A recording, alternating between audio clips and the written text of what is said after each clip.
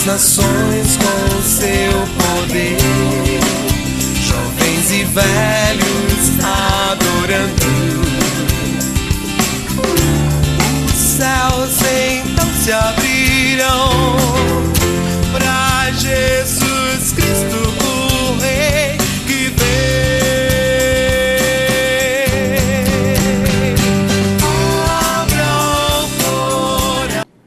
Por isso, queremos que nos arranje um rei para nos governar, como acontece em outros países. 1 Samuel, capítulo 8, segunda parte, do versículo 5. Está mais uma vez entrando no ar o programa O Caminho da Vida. É com muita alegria que pedimos autorização para entrar aí onde você está e para compartilharmos a palavra do Senhor mais uma vez contigo. Estamos também querendo que você entre em contato com o programa para colocar as suas opiniões acerca deste programa. Você pode fazer isso através do nosso e-mail, que é ocaminhodavida.ipb@hotmail.com. E você também pode acompanhar esse programa e programas anteriores através da nossa página na internet, programa ocaminhodavida.blogspot.com, ou então entrar em contato conosco através do Facebook, que é Facebook/O Caminho da Vida. E com isso você pode sugerir pautas para os programas futuros. Nós também gostaríamos de fazer um pedido a você que tem acompanhado o programa O Caminho da Vida. Pedir que você ore por esse programa, pedir que você interceda junto a Deus por ele e pedir também que você faça a sua divulgação pessoal acerca desse programa.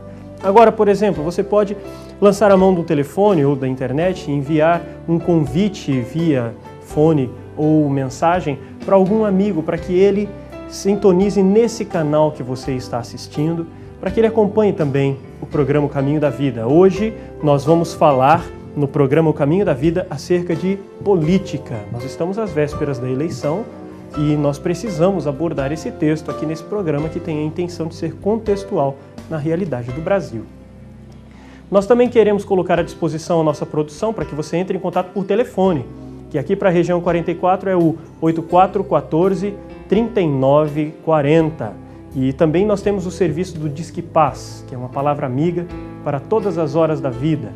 Você também da região 44 pode ligar no 3025-3333. Por conta como eu disse, da situação política do país, do momento em que estamos vivendo, tempo de eleições, nós temos como o nosso tema de hoje, na revista Didaquê, Desafios da Atualidade, o cristão e a política. E nós queremos compartilhar sobre isso com você. Não saia daí, vamos voltar com o momento de debate aqui no programa O Caminho da Vida com o tema O Cristão e a Política. Já voltamos.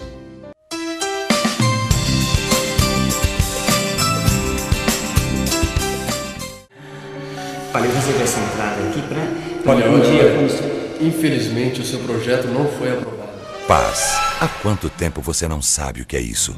Disque Paz, uma palavra amiga para todas as horas da vida.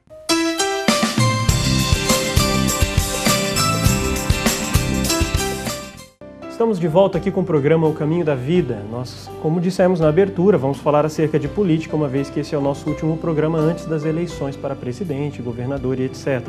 O texto que nós utilizamos, que foi o de 1 Samuel no capítulo 8, trata acerca da situação que o povo de Israel estava vivendo. Era um povo que tinha por seu governante o próprio Deus. E Deus estabelecia juízes para com esse povo.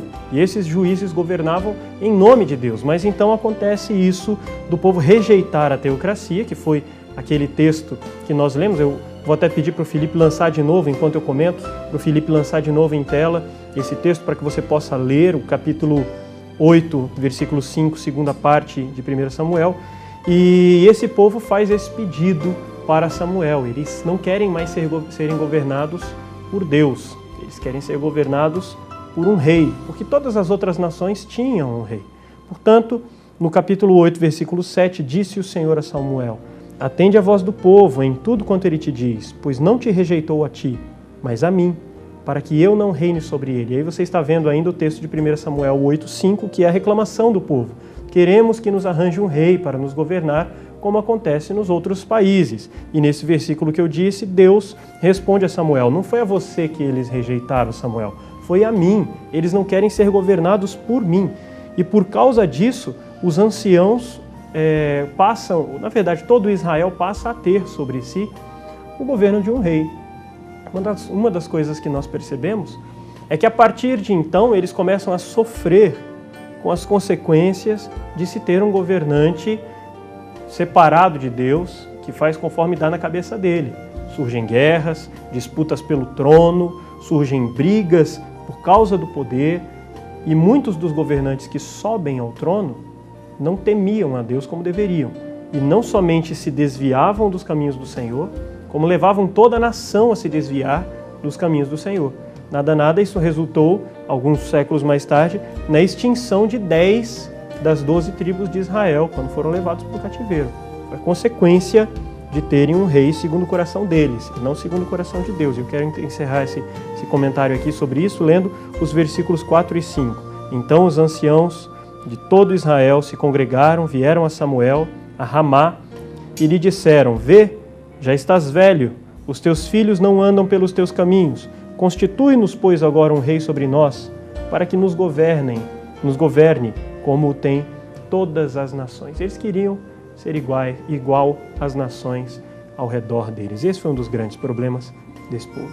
Eu creio que aí quando começa, vem Saul, depois vem Davi, e começa toda aquela alternância de poder, como você diz. Nem todos temiam ao Senhor, conheciam a Deus, mas desobedeciam a palavra. O texto que nós temos na lição 10 da revista, na qual nós estamos baseando, é o de 2 Samuel 15, 1 a 12, em que o filho de Davi fica maquinando contra Davi, fica na porta da cidade.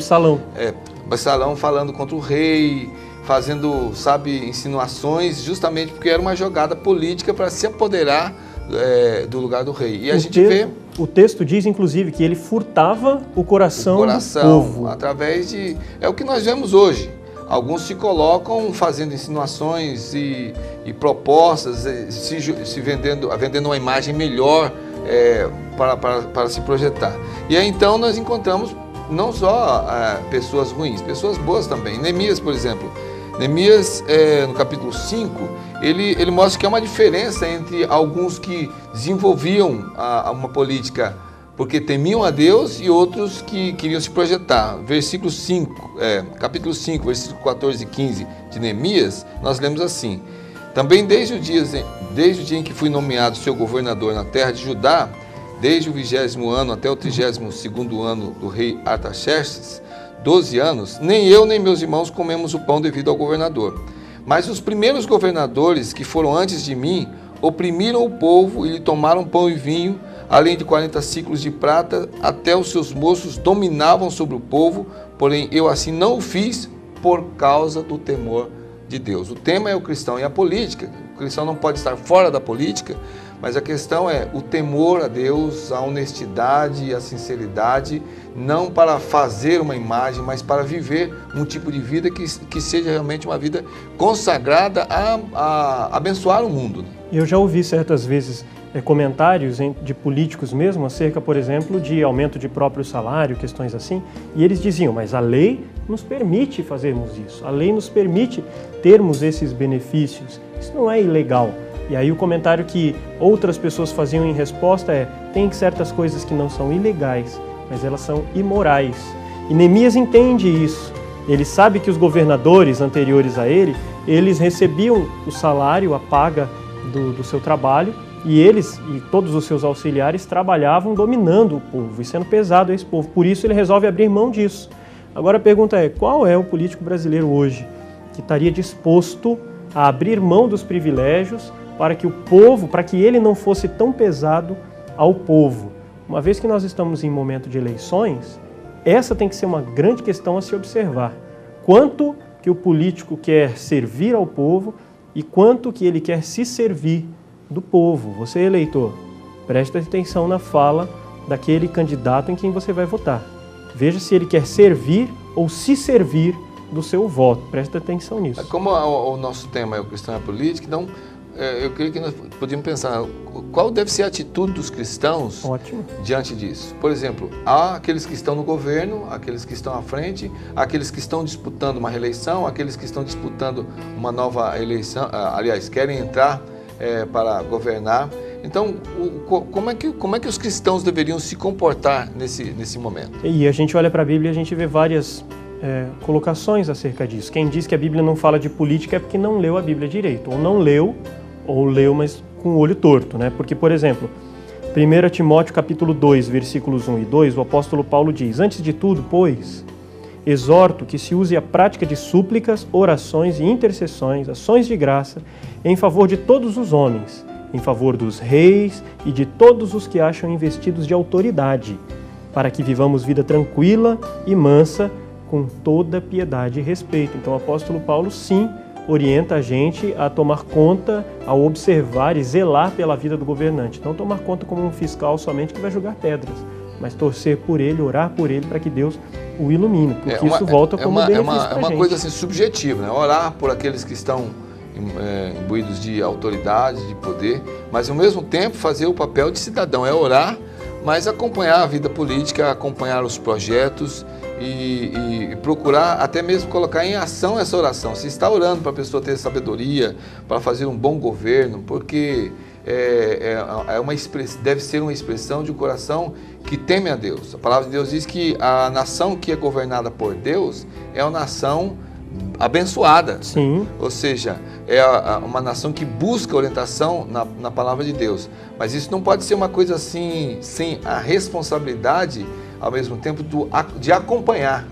Nós precisamos orar, mas precisamos acompanhar e saber realmente se as propostas, se o tipo de vida que a pessoa tem está realmente sendo vivida e não somente sendo colocada como uma plataforma, como uma promessa para se alcançar o objetivo, né? A gente precisa, sim, observar isso e precisa sempre lembrar que nós somos responsáveis pelos políticos que estão aí. Mas aí eu acho que o papel do cidadão é algo que a gente pode discutir no segundo bloco. Vamos fazer isso? Vamos lá. Deixar então outras questões para falar no segundo bloco acerca da sua participação enquanto cristão e enquanto ser que vai exercer o seu direito de cidadão, votando no próximo fim de semana. Não sai daí não, já vamos voltar daqui a pouquinho com o programa Caminho da Vida.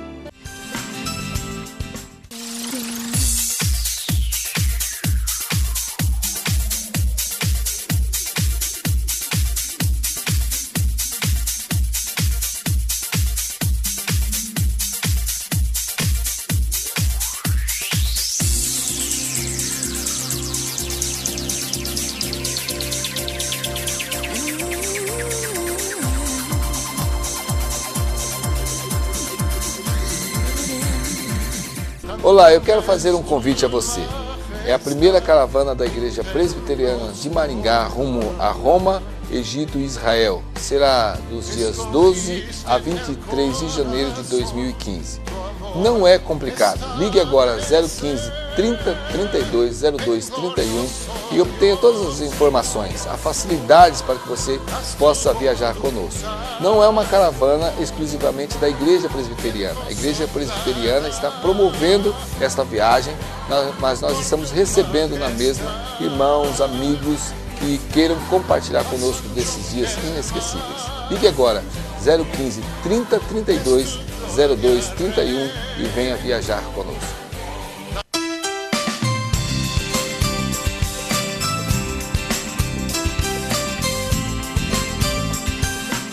Estamos de volta com o programa Caminho da Vida. O assunto hoje, por conta da situação que o país está vivendo, de eleições, estamos às vésperas de eleições, então o assunto não podia ser outro.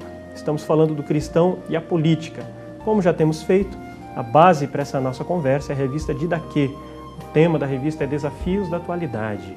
A lição 10 da revista fala sobre cristão e a política. E uma das coisas que nós temos visto é que o cristão verdadeiramente cristão, o cristão legítimo, aquele que quer servir ao seu Senhor, ele tem que se portar de uma determinada postura como cristão em seu país, como cidadão de seu país. E a pergunta que nós fazemos é como, portanto, que deve ser a postura de um cristão. E estamos tentando mastigar um pouco isso. Na revista, pastor, você lendo e estudando a revista, ele coloca uma proposta interessante. Primeiro, intercessão pelas autoridades, pelos governantes, nós falamos disso no primeiro bloco anterior. Segundo, envolvimento do cristão nas questões comunitárias envolvimento com as ONGs e realmente que atuam em prol de interesses da comunidade. Porque o cristão não pode querer fechar o olho para o que está acontecendo, pelo contrário. Ele tem que fiscalizar a atitude dos governantes. E acompanhar. Isso, sem dúvida. Filiação aos organismos de articulação política, ou seja, marcando presença, não fazendo política por competição, ou como eu já disse antes, exaltação humana, mas é com o fim mesmo de servir a sociedade. E a filiação a partidos políticos, no sentido de realmente exercitar a sua cidadania. E por último, o exercício do voto consciente. Esse é geral. Nós já falamos Todos. em programa passado aqui, não é? Você não vai votar em evangélico porque você é evangélico, por exemplo. Você vai votar conscientemente, conhecendo quem está recebendo o seu voto. Sim, sem dúvida. O fato da pessoa ser evangélica ou não, ela, no máximo, isso diz respeito às convicções pessoais dela, e no máximo isso serve para saber em quem não votar. Você sabe que uma pessoa tem uma determinada convicção que não condiz com a sua convicção, com a convicção de um cristão, então você já sabe que nesse não dá para votar, porque ele vai lutar por questões contrárias àquilo que você pensa. E nem sempre a questão do que você vê, por exemplo, numa propaganda, que é oferecido ali, nem sempre condiz com a verdade. Eu achei chocante, mas a revista é radical, mas ela diz assim: as campanhas políticas no Brasil são um festival de mentiras, cinismo e baixaria. É lógico que há exceções, né? É lógico.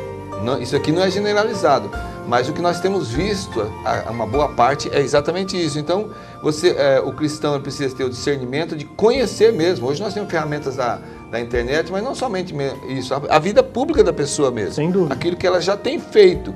E por exemplo, sondar muito as promessas, porque tem promessas descabidas, que não, até mesmo ferem a Constituição do país, mas estão sendo colocadas aí como motivação para ganhar o voto, né? Minha esposa tem isso como primeiro item, inclusive. Se alguém quer ganhar o voto dela, ela olha as promessas. Se está prometendo coisa que não é da competência dele, ela já sabe que esse camarada não vai fazer um bom governo. Para começo de história, ele não vai conseguir cumprir o que está prometendo, porque tem a ver com a vida de outra pessoa. O pastor Eliseu falou sobre filiação aos organismos de articulação política. E aí a gente entra num tema polêmico.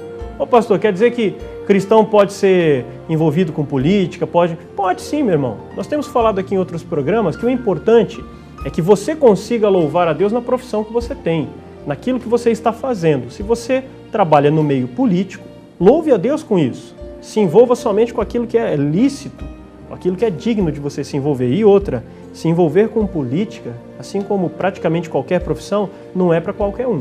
A revista Didaquê aqui que nós estamos usando tem um momento que ela fala que a filiação a partidos políticos, visando candidatura a cargos públicos, é um espaço que aguarda a presença de cristãos vocacionados, presta atenção nisso, vocacionados e preparados para fazer a diferença. Então não é para qualquer um, é para quem tem vocação e para quem sabe o que está fazendo. Então, em resumo, o que nós estamos dizendo aqui, o cristão deve levar a sério a participação política. Sim. Uma outra citação da revista é do pastor Dr. Robson Cavalcante, já falecido.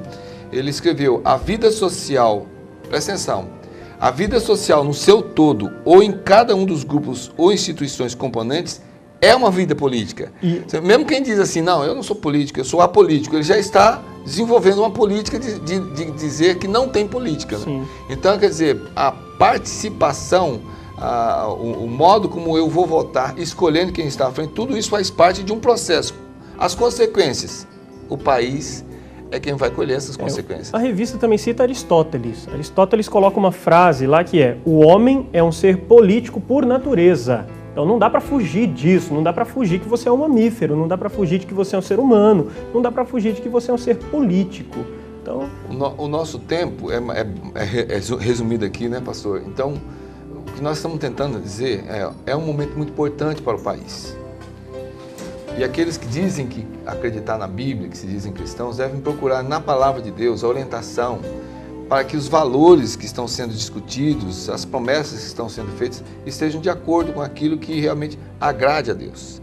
E através disso, haja o exercício consciente do voto, a escolha de pessoas, homens e mulheres, que estão na frente das várias esferas de governo do nosso país, e acompanhem isso depois, né? Cobrando a participação de cada uma dessas pessoas, porque essas pessoas são escolhidas não para serem exaltadas, as pessoas são escolhidas para servir o país. Isso, e é por isso que é tão importante a gente se manifestar. que a omissão tem consequências. A nossa omissão tem consequências. A Bíblia, em Tiago capítulo 4, versículo 17, diz que aquele que sabe que deve fazer o bem e não faz, também está pecando. Portanto, pecar não é só fazer algo errado, é deixar de fazer o que é certo. A revista coloca uma frase que eu acho excelente. Mesmo aqueles que se declaram apolíticos acabam tendo um comportamento político, pois a omissão e o descaso também têm consequências políticas. E você, através do seu voto, você pode fazer o bem ou você pode fazer o mal para a sua sociedade. Portanto, participar das eleições conscientemente é sim uma forma de louvor a Deus. Você pode estragar a vida de uma nação, de acordo com o jeito que você lida com o seu ser político, com a sua capacidade de influenciar no meio político nacional. Então toma cuidado com o seu voto. O voto, então, é um instrumento poderosíssimo. Sem dúvida. O mais poderoso que temos. Você tem agora na mão, eu tenho nós temos nas nossas mãos a oportunidade, você diz, pode estragar ou você pode abençoar o país. Escolhendo pessoas perfeitas, não tem pessoas perfeitas. Pessoas que sejam honestas e fiéis e, como eu disse, não com mídia, mas com a própria vida. Coisas que precisam ser acompanhadas. E uma coisa que eu quero destacar, tome cuidado para não ficar votando naqueles candidatos que prometem algum benefício a você ou ao grupo ao qual você pertence, em detrimento de todos os outros. Eu sou enfermeiro, vou votar no enfermeiro, ou professor, vou votar no professor, ou eu sou policial, vou votar no policial, sou dentista, vou votar no dentista, porque ele vai beneficiar a minha classe. Então eu vou tirar dinheiro de todos os contribuintes para beneficiar a minha classe. Isso é egoísmo. Isso é uma forma de votar contra a maioria da população, votando a favor de uma minoria apenas. Tome cuidado com isso. E para encerrar, nós estamos perto do nosso tempo, temos 1 minuto apenas, eu quero só colocar uma questão. Existe a turma do quanto pior, melhor. Não entre por esse caminho. A turma do quanto pior, melhor é aqueles que acham que quanto pior estiver o mundo, melhor, porque será mais sinal de que Jesus está voltando. Não entre por esse caminho. A Bíblia mesmo diz que benditos são aqueles que oram pela paz de Jerusalém, a paz da nação do povo de Deus.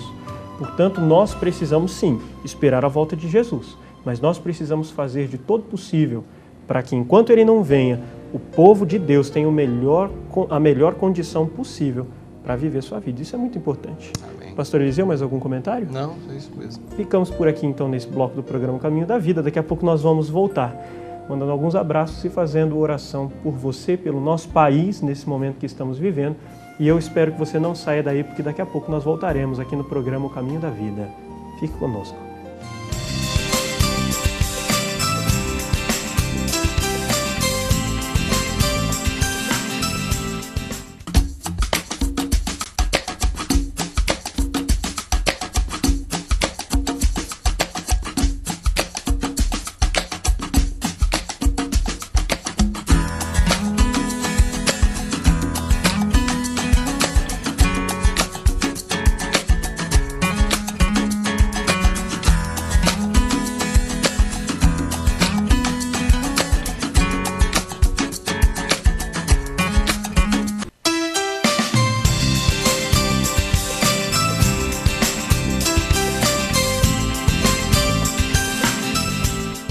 Estamos de volta aqui no programa O Caminho da Vida. Falamos acerca do cristão e a política, porque, como dissemos, estamos em vias de passarmos por mais uma eleição e gostaríamos de orar agora para que você, enquanto cidadão, que você receba orientação de Deus na hora de exercitar esse direito de cidadão. Ore, inclusive, é um conselho que nós damos.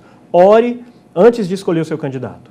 Ore antes de votar nessas eleições e ore sempre pelo nosso país. Nós queremos mandar um abraço a todos os nossos queridos, todos aqueles que torcem pelo programa, oram por esse programa. Um abraço aos nossos telespectadores. E queremos também mandar um abraço para toda a família do pastor Alessandro, que não está conosco porque sua esposa, sua filha passaram por cirurgias recentemente. Sua esposa está saindo do hospital ontem ou hoje. Então, ore pela família do pastor Alessandro e provavelmente no próximo programa já estará conosco aqui. Vamos agora passar por uma oração com o pastor Eliseu. Vai orar pelo país, vai orar pela sua vida, vai orar pelas nossas vidas. Onde eu posso ouvir tua voz, me leva Senhor nosso Deus, nós queremos pedir realmente que o Senhor oriente a nação num momento tão precioso como esse que nós estamos passando agora.